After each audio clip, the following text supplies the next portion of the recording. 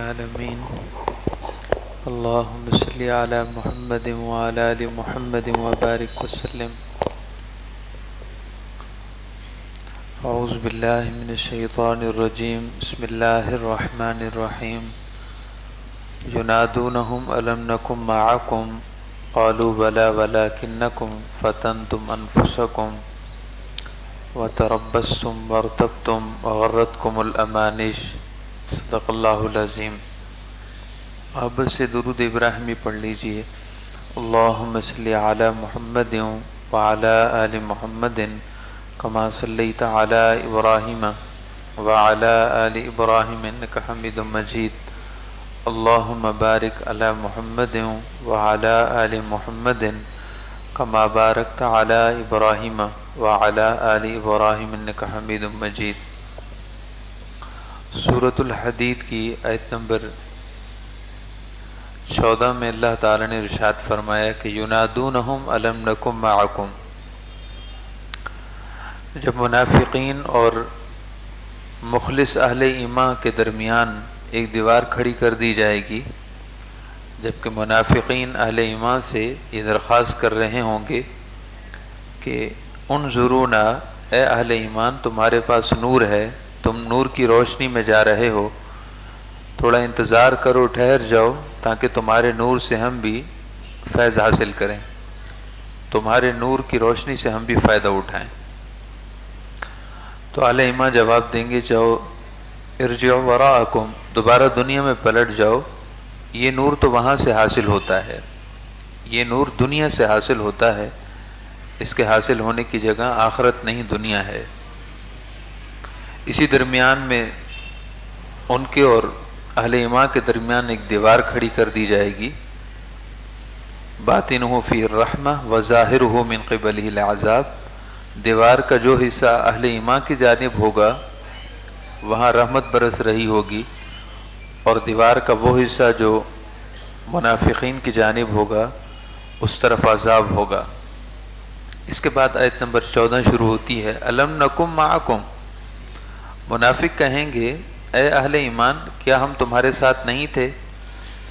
یعنی جیسے تم نماز پڑھتے تھے ہم بھی ویسے ہی نماز پڑھتے تھے، ہم بھی تو کلمہ گو تھے جیسا کہ تم کلمہ گو ہو، ہم بھی ایمان رکھنے والے تھے، تو تمہارے اور ہمارے درمیان یہ فرق کیوں ہے؟ تو اہل ایمان انہیں جواب دیں گے وَلَكِنَّكُمْ فَتَنْتُمْ أَنفُسَكُمْ، یہ فرق اس لیے ہے کہ تم نے اپنے آپ کو فتنوں میں ڈال دیا تھا، ہم نے اپنے آپ کو فتنوں میں نہیں ڈالا، تمہارے لیے آخرت میں نور نہیں ہے اس لیے کہ تم نے اپنے آپ کو فتنے میں ڈال دیا تھا اور ہم نے فتنے میں نہیں ڈالا تھا۔ امام مجاہد فرماتے ہیں کہ یہاں فتنے میں ڈالنے کا مطلب یہ ہے کہ تم نے منافقت اختیار کی تھی، ہمارا ایمان خالص تھا، سچا تھا، تمہارا ایمان کھوٹا تھا، تم اللہ پر بظاہر زبان سے تو ایمان لے آئے تھے لیکن سچے دل سے ایمان نہیں رکھتے تھے۔ محترم معزز سامعین کرام، بات بڑی قابل توجہ ہے کہ کس کا ایمان خالص ہے اور کس کا ایمان خالص نہیں، یہ بات بڑی توجہ طلب ہے۔ ایمان اس کا خالص ہے کہ جس کا ایمان اسے گناہوں سے روک دے یا گناہ ہو تو فوراً سے توبہ کرے۔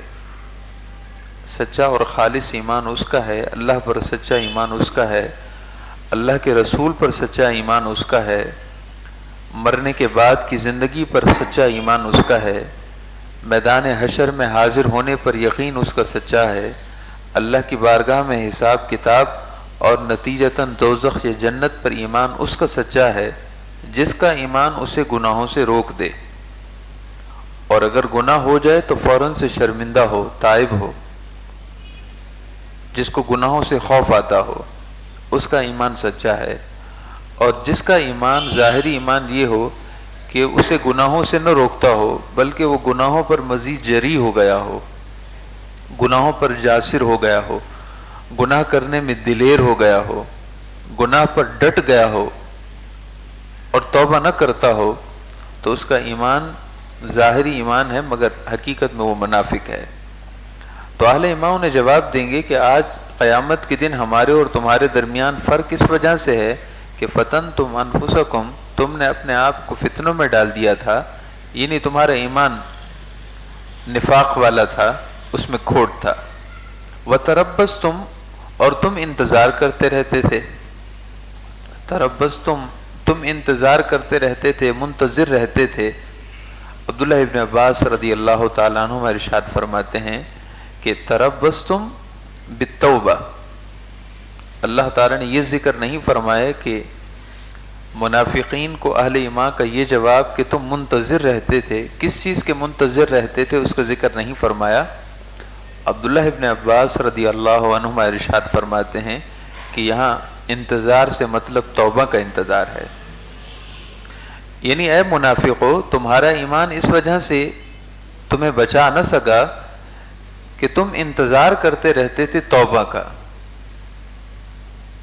تم منتظر رہتے تھے کہ ہم توبہ کریں گے اور ہمارے گناہ بخشے جائیں گے، گناہ پر گناہ، گناہ پر گناہ، توبہ نہیں کرتے تھے، توبہ کے منتظر رہتے تھے۔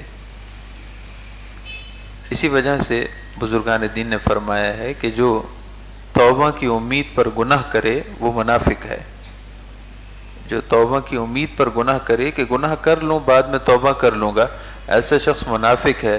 اللہ تعالیٰ ایسے بندے کو توبہ کی توفیق ہی نہیں دیتا۔ توبہ کی امید پر گناہ، تربصتم، قال ابن عباس تربصتم بالتوبہ، یہ پکے منافق ہونے کی نشانی ہے کہ گناہ کرے اور توبہ کا انتظار کرے کہ گناہ کرتا رہوں اس کے بعد پھر توبہ کر لوں گا، رمضان شریف آئے گا تو معتکف ہو جاؤں گا، اعتکاف میں بیٹھ جاؤں گا اور گناہ بخشے جائیں گے، حج کر لوں گا تو گناہ بخشے جائیں گے،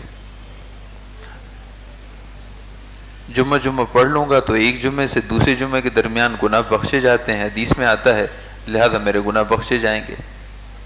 جو قرآن اور احادیث کے اس طرح کے فرامین کو جس میں توبہ پر گناہوں کے بخشے جانے کی نوید اور خوشخبری آئی ہے اس کو اپنے گناہ میں استعمال کرے، امید توبہ پر گناہ کرتا رہے۔ ارشاد فرمائے کہ یہ منافقوں کی نشانی ہے، اور جب منافق اس وقت جہنم کے گڑھے میں دھنسیں گے، جہنم اور عذاب میں ہوں گے، تو اہل ایمان ان کو جواب یہی دیں گے کہ تربصتم بالتوبہ، تم تو توبہ کے منتظر رہتے تھے۔ یاد رہے کہ توبہ دل سے اللہ کی طرف مائل ہونے کا نام ہے، توبہ اس کا نام نہیں کہ اللہ پاک کی توفیق ہوگی تو میں توبہ کروں گا، اللہ تعالیٰ مجھے توفیق دے گا تو میں توبہ کروں گا۔ دنیا کے سارے نفع کے لیے خود کوشش کرے اور آخرت کے نفعوں کو اللہ پر چھوڑ دے کہ اللہ توفیق دے گا تو کر لیں گے۔ حالانکہ انسان کو جس طرح دنیا کے نفع اور نقصان کا اختیار ہے، آخرت کے بھی نفع اور نقصان کو تو اختیار دیا گیا ہے۔ بندہ فجر کی نماز نہ پڑھے اور کہے اللہ توفیق دے گا تو پڑھ لوں گا، یہ کس طرح کی توفیق ہے؟ یہ کس طرح کی توفیق مانگ رہا ہے اللہ سے؟ کیا اللہ کی توفیق کا مذاق اڑاتا ہے؟ اسے یہ پتہ ہی نہیں کہ اللہ کی توفیق کا کیا مطلب ہے۔